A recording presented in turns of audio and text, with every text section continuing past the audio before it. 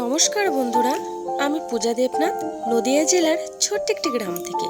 প্রথমেই বলি, তোমরা কে কোথায় থেকে আমার ভিডিওটা দেখছো অবশ্যই কিন্তু কমেন্টে বলো। তো তোমরা সকলে কেমন আছো? আশা করছি সকলে ভালো আছো, সুস্থ আছো। নতুন আরেকটি ভিডিওতে তোমাদের সকলকে নিয়ে শুরু করছি আজকের ব্লগটি। এখন বাজে ঘড়ির কাঁটায় ও 7টা মতো। তো এখন থেকে ব্লগটা শুরু করছি। আশা করি আজকের ব্লগটি তোমাদের একটু হলেও ভালো লাগবে। তো চলো ভিডিওটা দেখতে থাকো। তো সকালে ঘুম থেকে উঠে আগে বাসনগুলো মেজে নেব। আজকে 2-3 দিন ধরে প্রায় জল আসছে না, তো কাকাদের কল থেকে জল নিয়ে আসলাম বালতি করে। আর দেখো, ছাই দিয়ে বাসনগুলো মেজেছি। ছাই দিয়ে বাসন মাজা হলে না বাসনগুলো বেশ পরিষ্কার হয়, দেখতেও ভালো লাগে। তো আমার বাসন মাজা হয়ে গেছে। আর এখানে দেখো একটু নুন চিনির জল করে নিচ্ছি, কারণ এই সমস্যাটা না আমার প্রায় হয়। একটু একটু গরম পড়ছে, তো গরম পড়লে মাথাটা ঘোরায় আর পেট খারাপ হয়। তো গরমকাল আসলে নুন চিনির জলটা আমাকে রোজই খেতে হয়। তো আর এখানে ছোলা আর মুড়ি নিয়ে নিলাম।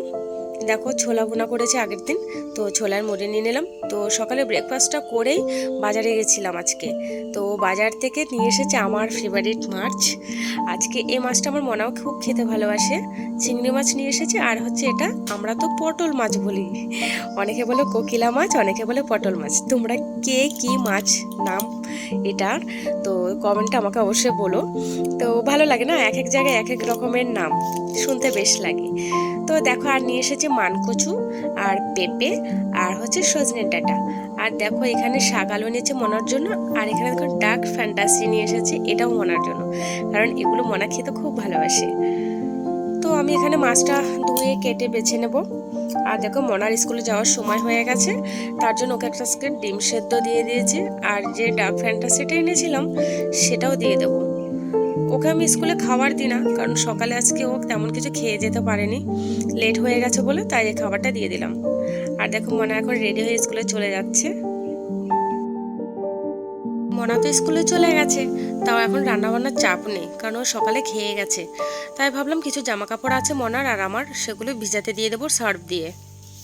তারপরে একেবারে স্নান করে পুজো দিয়ে রান্না করব, কারণ আমি তো একা, আর সমস্যা নেই, মনাও স্কুলে চলে গেছে। তো এখানে জামা কাপড় ভিজাতে দিয়েছি। আর এদিকে দেখো, রান্না করতে যাব, গ্যাসে রান্নাটা বসালাম। শুধুমাত্র মাছটা ভাজতে বসিয়েছি, গ্যাসটা আমার চলে গেছে। তাই আমার কাকাদের রান্না করে এসেছি রান্না করতে উনুনে। তো দেখো, এখানে পাতা দিয়ে রান্না করছি, আজকে মাছটাও রান্না করে নিয়েছি। এদিকে দেখো, ভাগ্য খারাপ হলে যা হয়, আজকে কয়েকদিন ধরে জলও আসছে না, তাও জল টেনে টেনে কাজ করতে হচ্ছে, যেহেতু আমাদের কলপার নেই।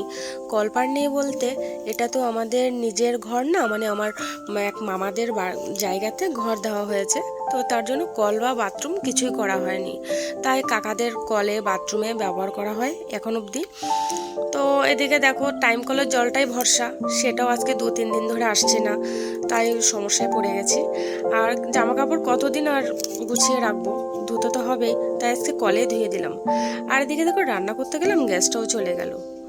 তো যাই হোক, উনুনে রান্নাবান্না করে স্নান করে জামা কাপড় শুকোতে দিয়ে পুজোটাও দিয়ে দিলাম, আর ঘরটাও গুছিয়ে নিলাম একদম এর ফাঁকে। তো দেখো, আমার ছোট ঘরটাকে কেমন লাগছে কমেন্টে বলো। আর একদম দুপুরবেলা খাওয়া দাওয়া করে মনা 3টের সময় স্কুল থেকে এসেছে, শর্ট ভিডিও বানাতে চলে এসেছি। আমি তো রেডি ছিলাম, কারণ আমি জানি মনা চলে আসে 3টে সাড়ে 3টের দিকে।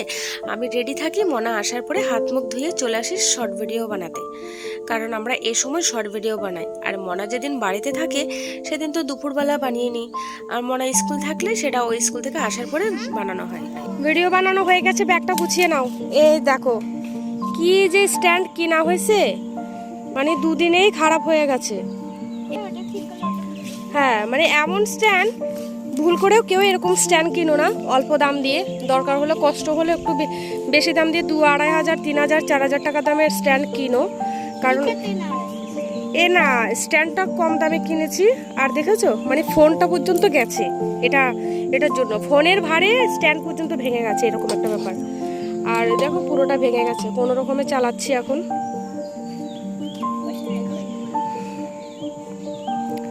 তো যাও, শর্ট ভিডিও বানানো হয়ে গেছে, এখন ওগুলো গুছিয়ে নাও, এখন তার কোনো কাজ নেই।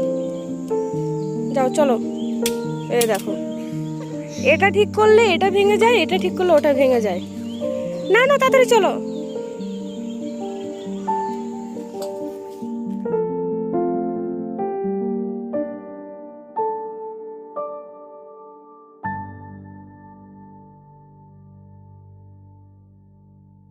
এদিকে দেখো শর্ট ভিডিও বানানো হয়ে গেছে, ভিডিও আপলোডও করে দিয়েছি সময় মতো। আর এখন চলে এসেছে কাঁথা সেলাই করতে, কারণ আমার কাছে এখনও বিকালে প্রায় ঘন্টা 2 ঘন্টার সময় আছে। তো কাঁথা সেলাই করে নেব। আর এখানে দেখো আশেপাশে মানে এই যে দেখো আমার ছোটো কাকি কাঁথা সেলাই করছে, আমি সেলাই করছি, আর মামি আছে, মামিও সেলাই করছে আমার কাকাদের ছাদে। তো সবাই যখন একসাথে বসে কাজ করি না, বেশ কাজ করতে অনেক ভালো লাগে। তো সবাই মিলে কাঁথা সেলাই করছে। আর এখানে দেখো আমার ভাইয়ের বউ, ও করছে পেঁপে মাখা। আর একটু একটু গরম পড়ছে না, আর এখন মাখা খেতে বেশ লাগে। তো আমাদের তো রোজ এক একটা দিন এক একটা মাখা বানানো হয়। আজকে পেঁপে মাখা হয়েছে তেঁতুল দিয়ে। তো ভয়েসটা দিতে দিতে আমার জিভে জল চলে আসছে। তো তোমাদের কেমন লাগে মাখা সেটা অবশ্যই বলো। তো যাই হোক, এরপরে যাব আবার মেয়েকে নিয়ে নাচের স্কুলে। তো নাচের স্কুলের ভিডিওটাও তোমরা অবশ্যই দেখতে পাবে, লাস্টে একদম দেখিয়ে দেবো। আর আজকের ব্লগটা কেমন হয়েছে তোমরা অবশ্যই কমেন্টে বলো, আর ভালো লাগলে অবশ্যই লাইক কমেন্ট শেয়ার করে আমাদের পাশে থেকো।